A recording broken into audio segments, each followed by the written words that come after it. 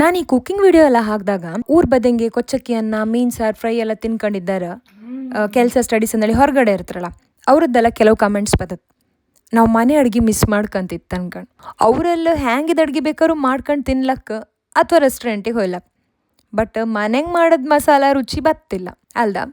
ಊರಂಗೆ ಇದ್ದರೂ ಈ ಥರ ಮಸಾಲಗಳನ್ನೆಲ್ಲ ಮಾಡ್ಕೊಂಬ ಕಷ್ಟ ಆತು. ಯಾವುದಾದ್ರೂ ಹೋಮ್ ಮೇಡ್ ಮಸಾಲ ಸಿಕ್ಕಿರು ಒಳ್ಳೆ ಆತಿತ್ತು ಅಂತ ತುಂಬ ಜನ ಥಿಂಕ್ ಮಾಡ್ತಾ ಇರ್ತಾರೆ. ನೀವು ನಮ್ಮ ರುಚಿ ಮಸಾಲ ಒಂದ್ಸಲಿ ಟೇಸ್ಟ್ ಮಾಡಿ. ಫಿಶ್ ಫ್ರೈ ಮಸಾಲ, ಚಿಕನ್ ಸುಕ್ಕ ಮಸಾಲ ಮತ್ತು ರಸಮ್ ಪೌಡರ್ ಇದು ಮೂರನ್ನು ಟೇಸ್ಟ್ ಮಾಡಿದೆ.